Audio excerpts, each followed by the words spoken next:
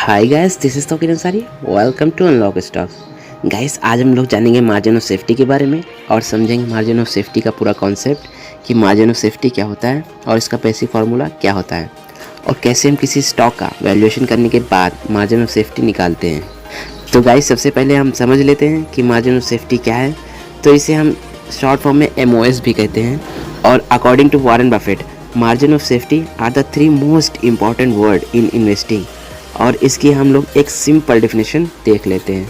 So margin of safety is the principle of investing in which an investor only purchases securities when their market price is significantly below their intrinsic value.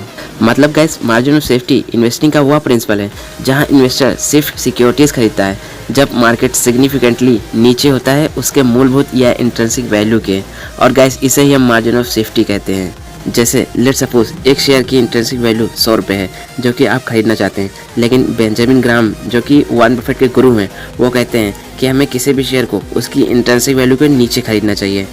तो उनके हिसाब से हमें ये 100 रुपये का share 75 या 80 तक खरीदना चाहिए, ताकि अगर हमने जिस शेयर का इंट्रिंसिक वैल्यू 100 रुपये निकाला है वह थोड़ा बहुत गलत भी हो जाए तो हम लॉस से बच सके और अपना रिस्क कम कर सके।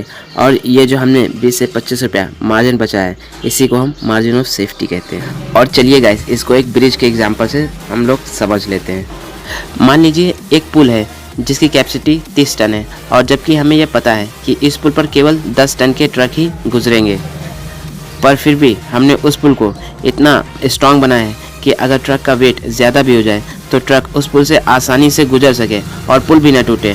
और ये जो हमने 20 टन एक्स्ट्रा लिया है पुल को और मजबूत करने के लिए, ताकि वो 10 टन से ज़्यादा वजन सह सके, इसे ही गाइस हम मार्जिन ऑफ सेफ्टी कहते हैं।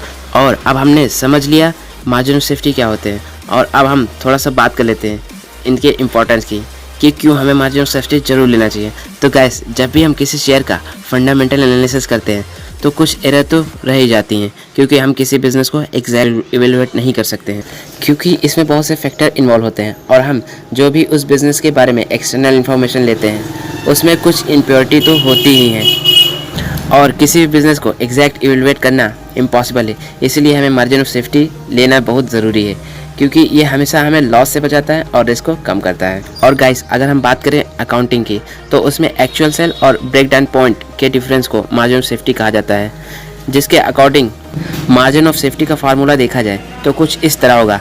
Margin of safety is equal to actual sale minus break even point, जहाँ पर ब्रेक इवेंट पॉइंट वह सेल का पॉइंट होता है जहाँ हमें ना ही प्रॉफिट होता है और ना ही लॉस होता है। और गाइस, इस फार्मूले का यूज़ अकाउंटिंग में सेल को देखने के लिए किया जाता है कि कितना सेल गिरने पर कंपनी अनप्रॉफिटेबल हो जाएगी। तो इस तरह से मार्जिन ऑफ सेफ्टी का यूज़ अकाउंटिंग में होता है। और अब हम बात कर लेते हैं कि कितना मार्जिन ऑफ सेफ्टी एक अच्छा मार्जिन ऑफ सेफ्टी माना जाता है। वैसे तो गाइस, हम अपने लॉस कम करने के लिए जितना ज़्यादा शेयर की इंट्रिंसिक वैल्यू से नीचे मार्जिन ऑफ सेफ्टी रखते हैं उतना अच्छा रहता है। लेकिन अगर हम बात करें एक आइडल मार्जिन की तो हमें 30 से 35% मार्जिन ऑफ सेफ्टी रखना चाहिए, जो कि एक आइडल मार्जिन ऑफ सेफ्टी माना जाता है। जैसे कोई शेयर की इंट्रिंसिक वैल्यू 100 रुपये है तो हमें यहाँ पर इस शेयर को 65 से 70 तक ही खरीदना चाहिए, ताकि किसी भी टाइप की ह्यूमन एरर और मार्केट की वोलेटिलिटी और कॉम्प्लेक्सिटी से अपने रिस्क को कम किया जा सके। सो गाइस, आज के लिए इतना ही।